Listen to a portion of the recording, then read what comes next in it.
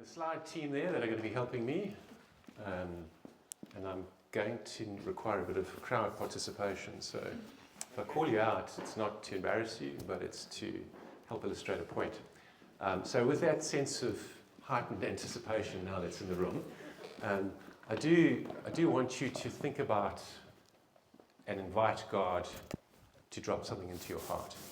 And that's what this is all about. Harness that anticipation around what is God going to drop into your heart. The one thing that you need to wear next week or for the next fortnight or for the next month and work with. Because that's the thing that He wants to do in your life. So watch for that thing that drops into your heart as we go. So a bit of context. This is week 5 of a series around moving from barrenness to fruitfulness. So week 1 we had Sharaz just giving a very heartfelt testimony about her own experience of having cancer and talking about and defining what we mean about barrenness and fruitfulness. JP then followed up with week 2 around the principles of sowing and reaping. Week 3 we had a break. We split up into our life groups. There was no church here. And then week 4 JP Shay spoke about being integrated and connected to the vine. So that's the context. There's a theme that's going through this, from barrenness to fruitfulness. This is week 5, and so week 5 of the series and episode 2 of the guest speaker. And I want to just remind us when we talk about barrenness to fruitfulness, often am I a bit close? Let me just, is that? Yeah.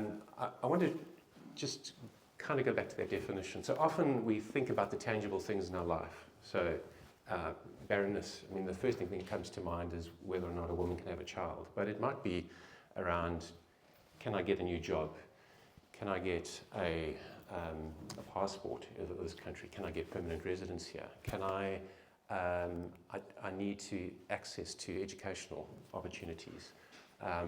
Hey, I'm looking for a wife, or I'm looking for a boyfriend, or I'm looking for a girlfriend, or it might be something as tangible as that. But there's also a component here around, I don't have enough money.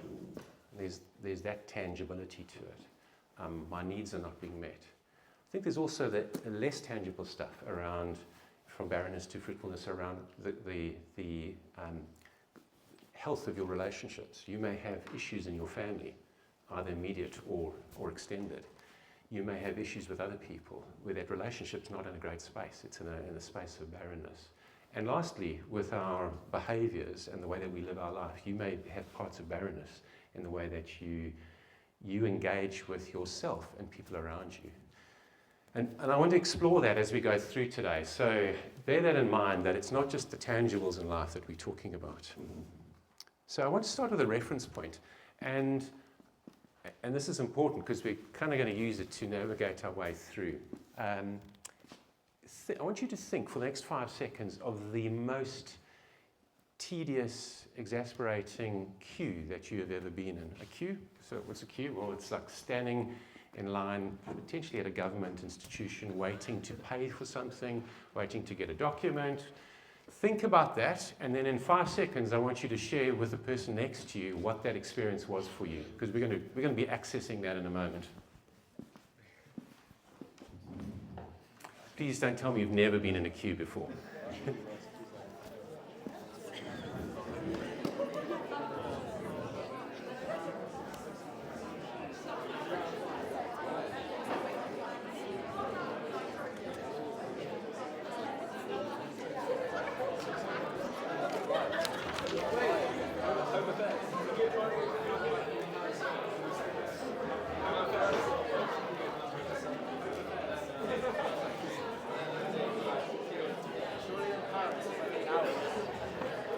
Okay, look, that sounds like we've all got an experience. We've all got an experience that we can access, which is like, geez, now that you remind me that time that I was in. Okay, so here's my experience, and we'll kind of relate to the subject in a moment. As you know, many of you might know that Judy and I lived in Botswana about 2 decades ago. And we lived in a dusty little town in the middle of Botswana. It's the size, the country's about the size of France, but it only has 1.8 million people in it. And we were slap bang in the middle, really remote town, 2 hours from anywhere, 12,000 people. And once a month, there was payday. There's only one bank in that town, one cash machine, and everybody wants their money. So imagine this, 3 tellers in the bank, and the queue snakes from the tellers, does a zigzag in the bank, as they do, out the door, down past the cash machine that's probably not going to be working today because everybody wants money, out through, around, down the pedestrian access, almost to the entrance of the equivalent there of M&S or Waitrose, etc. So you joined the queue because you wanted cash, and you had this objective around, I need to get to teller 1, 2, or 3 because the cash machines aren't working because I need that money today. But it became a very, very trying experience. And when you think about your experience, what are the emotions that kind of popped up in the middle of that experience? How did you feel? Anybody want to volunteer? Frustration, absolutely. What else? Annoyed, yeah. What else? Tiredness, yes. Yeah, because it takes, you're investing and it becomes hours upon hours, yeah. Absolutely. Injustice, yes. You guys need to serve us better than this. Exactly. What else? Anxious. Am I going to get there before they close the bank door? Yeah. What else? Frustration. So there's a range of emotions that we go through between going from, and let's pretend the tellers are there, from the time you joined the queue and you got there. You're not sure if you're going to get there. You're also frustrated about how much effort you're putting into this. And I think that's in part a little bit of our journey when we look at this the space between barrenness and fruitfulness. And I want to, if you're taking notes, I want you can entitle this Reflections on the In-Between Space. Because there's the in-between space is from the time that you start sowing, as JP had it on his slide, if we can put that up, so next slide guys, to the point at which fruitfulness, you achieve your goal. It's that gap over there. Nothing seems to be happening. And when you're in that queue, you kind of be inching forward. And I think if we think about how people around you responded, those emotions that you mentioned, it's a little bit like Star Wars watching what happened to the queue, isn't it? It's poof, and that person's just imploded with their frustration, so they have disappeared. They've left the queue. This person has got impatient, and I can remember seeing people just explode with expletives and the rest because of the sense of injustice or sense of impatience, and they exit the queue. And so they never got what they were hoping for when they joined the line. And why is that? Well, at face value, it's because of what was going on inside of them in that space. But there's also a component here about the society that we live in very much defines an end and start. So we are not taught to wait in this society. Instant coffee, WhatsApp, everything is faster. So the ability to wait is not a skill that is taught any longer.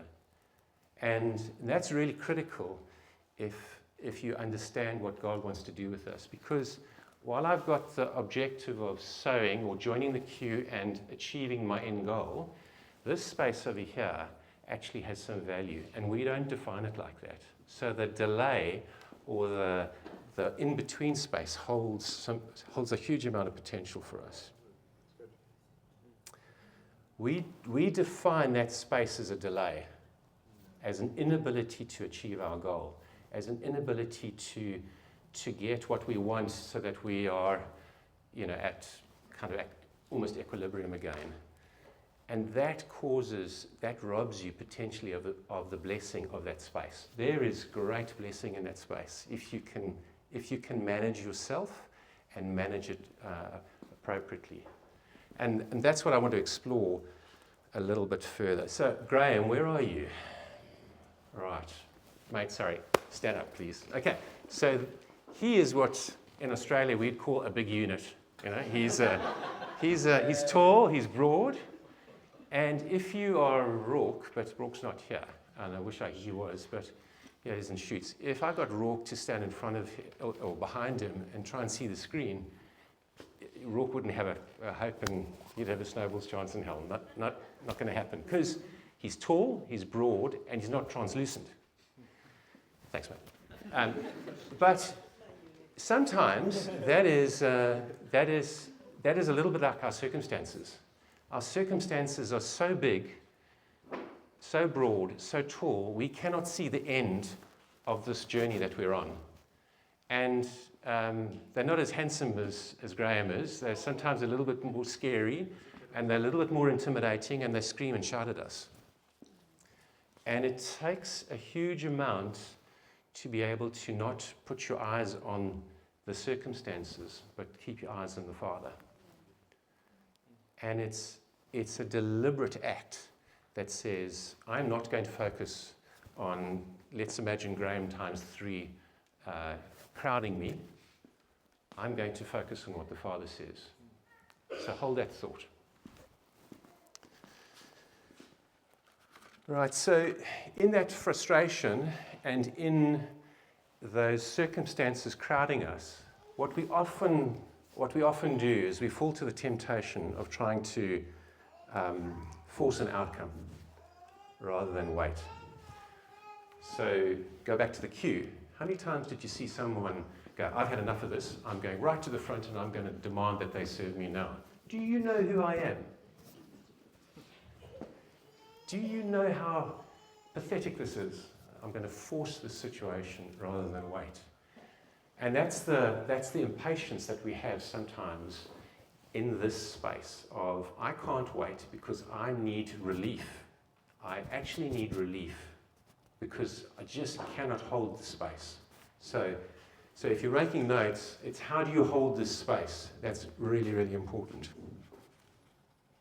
I think this space can also be a space where you feel lost, you feel the impact of ambiguity, and I think you can also feel quite empty in this space as well, depending upon what you are dealing with. And so I just want to recognize that for some people. Can I just take a quick show of hands? How many of you are currently feeling like you're in that in-between space, the gap? Yeah. And for those that haven't raised their hands, I'm sure you've had the experience where you've been in that gap, you've been in this real trying period of waiting for something but not yet receiving it. Okay, so here are there are 5 things that we're going to talk about today. I'm going to share with you around potentially managing that gap, that space. So, slide team. And the first reflection, and it's important, and that's why I'm repeating what Sharon said, which is very much around being grafted into the vine. So, where's my professional scripture reader? Stand up. Let's go. I need Hebrews 11 verses 1 read for us, please.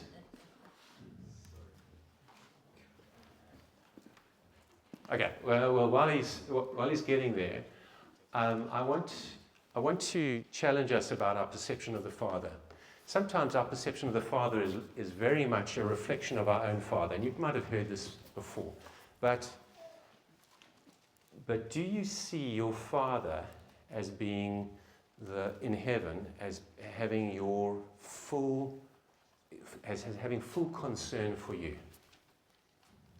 Or do you see him as someone who's wanting you to perform or is not interested? I think you need to have that conversation with yourself, because it's critical to how you relate to him and the extent to which you trust him as you move through this space. Right, we're ready to go with that. Go for it. Hebrews 11, verses 1. Oh, number 1, okay. Faith shows the reality of what we hope for. It is the evidence of things we cannot see. Keep going. Is that it?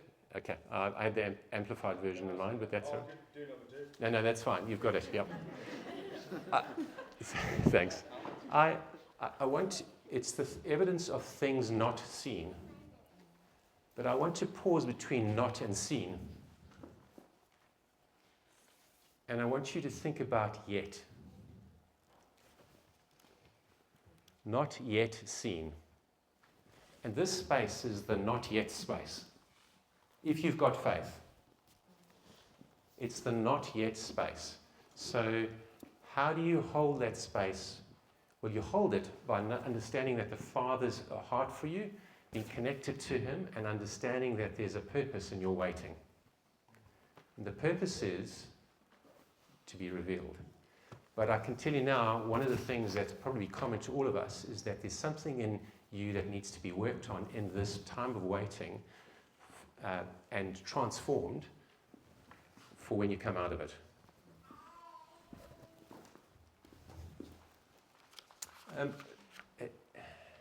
Can anyone remember as a child sitting on the back seat of the car and traveling for a holiday?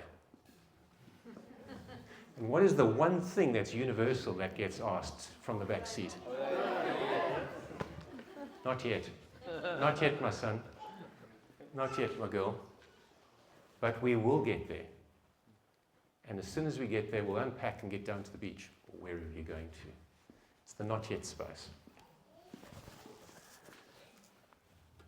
Okay, so that's reflection 1. Reflection 2, I think in this space, you need endurance. You need to be able to lock yourself in and go, I know it's hard, but I'm going to keep going. I'm not going to quit. I'm not going to step out of the queue and lose my place and potentially lose the opportunity of what I need. So endurance is required. And one thing that gives you endurance is having a rock to stand on. So obviously Jesus is our rock, but I want to refer to it in a slightly different way. I think we've seen in Scripture the benefit of having a vision around where you're going to. I think if you look at, for instance, Joseph, the benefit of what happened with him. So he had that vision, and we won't read it out because I'm going to need a bit more time. But he had that vision, and he then was taken into, sold as a slave into Egypt. He went through 13 years of really trying times. He was then commandeered appointed into Pharaoh's court with great accountability and responsibility. He went through 7 years of 7 good years, and in the second year of the famine, his brothers came.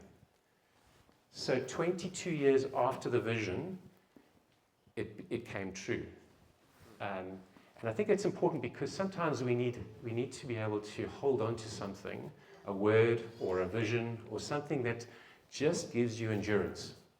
I lost my job and there's 2 parts to the story that I want to tell, but in Australia after 6 years, I got to the end of a project, and as it is in project land, sometimes you need to move on.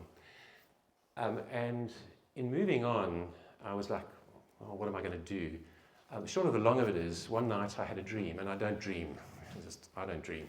My wife dreams, but I don't dream. But the dream was crossing a river, and it was quite clear that there were a series of steps or rocks where I was going from one rock to the next across the river. And I woke up and I shared it with her, and she said, oh, I've had a similar thing, but I haven't shared it with you. I didn't want to. And so that became my life for the next 8 years. Once I got into one rock, something else emerged. And that's how we lived for 8 years. It took a huge amount of faith, but whenever there was an absence of the next rock, I would remind myself around, what has God said to me? And so sometimes the vision is not around the end destination point, it's about how you're going to deal with the in-between space. So back to the queue, what else happens, if you think about that queue that was really frustrating for you, what else happened in that queue? What were some of the dynamics in that queue? What did you notice about people around you? Arguments? Yeah, arguments, yes, yeah. And they're in the same boat. Similar journey. Yeah, similar journey. So, and what happens? People start talking about it. They start talking about their frustrations. There's almost a there's a community in common suffering, if I can call it that. So people start talking. They reflect on experiences, and you've got this discourse that's taking place, which kind of helps pass the time. So the next reflection on managing this space is around community, and we'll pull the slide up in a moment, not just yet. And community has two benefits. The first is encouragement. It's important to be part of this body and have relationships with people because they will be a source of encouragement for you in the journey that you're undertaking. The second is not so comfortable. It's that they, depending upon your relationships and how strong they are, they also need to be a point of challenge. So, Proverbs 27, if we can flick onto that, is as iron sharpens iron, so a friend sharpens a friend. And there are two critical questions here. Do you have somebody in your life that you trust enough to say, hey, I've got an issue here, tell me your honest opinion? And they will be courageous enough and care about you enough to tell you something that you perhaps don't want to hear.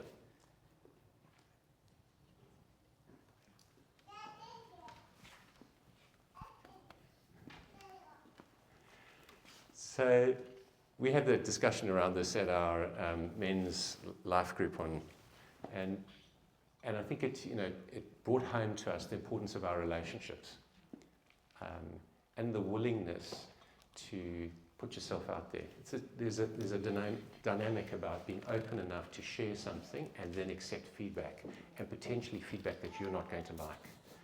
The other question to that is, are you someone who someone else feels that they can trust enough to give that kind of feedback?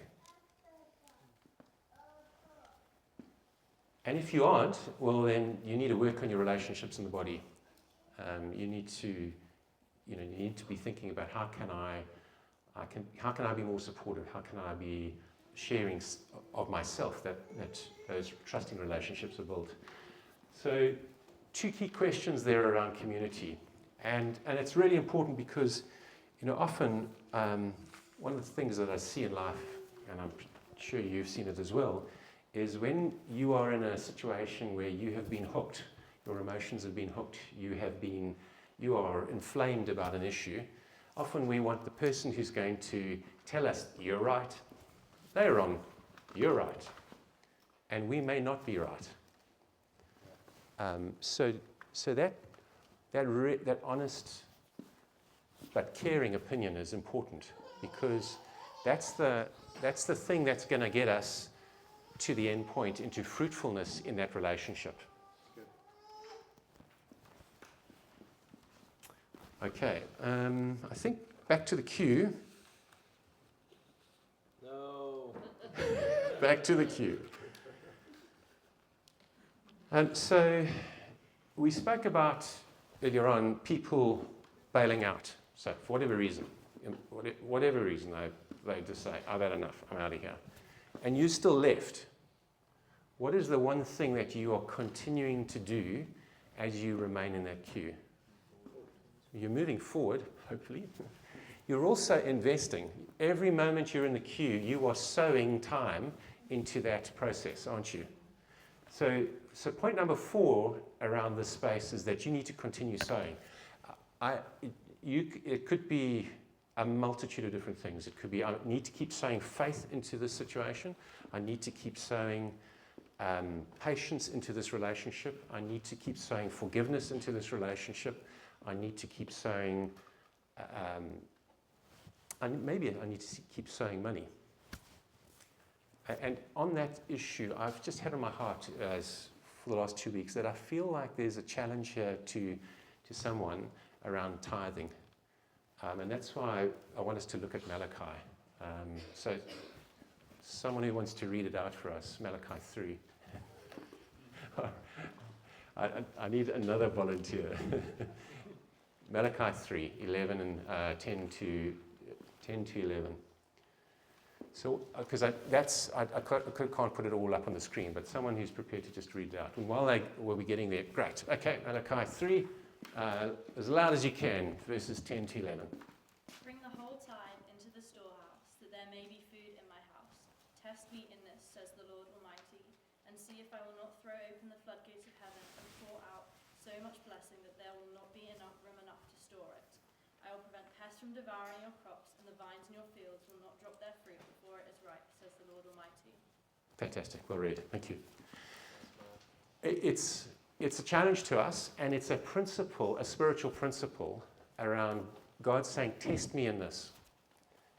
So I can testify to that benefit in our lives, in how we've been conscientious and faithful in terms of tithing.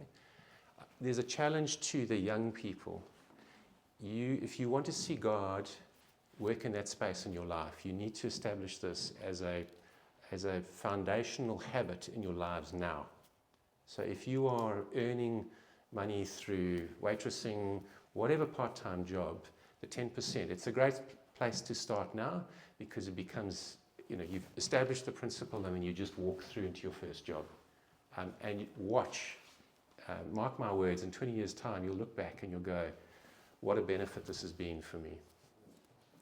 So I think it's when you're working and you haven't established that, it's a real challenge. But I just want to put it out there. Somebody, I think, is struggling with something financially, and that I believe is the key that needs to unlock your circumstances. Okay. I think the last lesson or last reflection on this is John 15, verses 1 to 2, and I won't read it. In fact, Judah, you're there. Do you want to read it for me?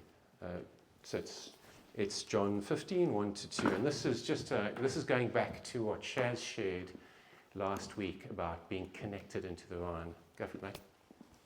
I am the true vine, and my father is the gardener. He cuts off every branch in me that does not bear fruits, while every branch that does bear fruits he prunes, so that it will be even more fruitful. Great, thank you. I want us to focus on the words he cuts off. So that's quite an active description on the part of God. And often we see that as being discipline. We see that as being something that's quite, quite vigorous and quite difficult. But I want to step you back from that and ask you to look at it slightly differently, which is God challenges us in a portion of our lives, and this is what happens in the queue. While you're waiting, he challenges you about an issue. And you have a choice. You can either take the challenge up and work with that in your life to attain greater fruitfulness, or you choose to ignore it, step away from it, not go there. And that's what produces the deadness in that portion of your life. And that is the process of being, and then obviously that gets pruned. So you actually have, when the challenge comes, you have an opportunity to respond.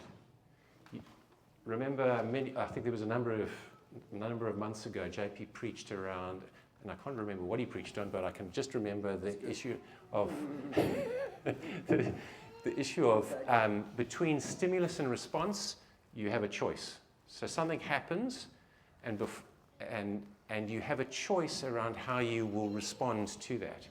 And that's our choice in this. The challenge comes, how will you take God's challenge in your life around changing? And so that space gives you that opportunity. The reason I raise it is because I feel like we need to take a step back and go,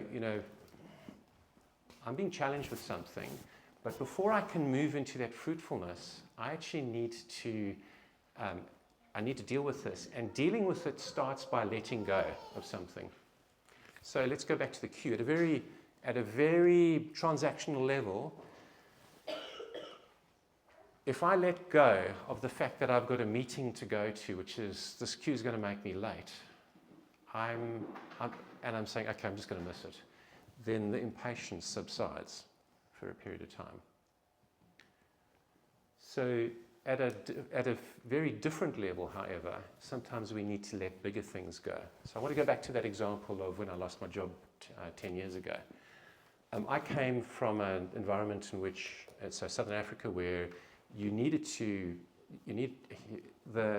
was a lot more employment by formal organizations, big corporates. You come to Australia and you've got and most of the employment there is through small to medium enterprises or own businesses. So when I lost my job, it was quite emotionally it was quite something. But what it did inside of me was two things, and I had to reconcile those and let them go before I was able to move on. And the two things were, I realized that I'd defined myself in part by my job title and who employed me. And I realized that there was a huge degree of shame and embarrassment that I had to let go. Now, for those of you who have shame in your life, you will know how debilitating that is. I could not walk past that office for 2 years. It was on the way into the center of the city. It was really difficult for me. I would walk past on the other side of the road, and I would make sure I wasn't doing it at lunchtime when I knew a lot of ex-colleagues would be out. I did not want to walk into contact with someone. And it took me some time to let that go. And that's a far deeper level. But when I saw the benefit of realizing that I'm actually something more than that or different to that, it was a huge release. And that's fruitfulness. The release is fruitfulness when you start to deal with some of those issues. It's not an easy journey, but it brings you into that place. So I want to finish with that. The not yet space holds so much opportunity for profound transformation in your life. But will you allow God to challenge? Will you see the challenge, and will you be honest with yourself around what you need to let go of while continuing in relationship with Him? Because you will get to teller number 1, 2, or 3. But it's about holding that space and being willing to wait while having faith. I want to finish with a quick quote, and I don't know who this is from, but it just sort of resonates for me. We go through difficult times in our lives, and it does feel like, gee, where is the fruitfulness in this? It feels so barren. It feels like I've got a black cloud over my head. But actually, life's not about waiting for the storm to pass. It's about learning to dance in the rain.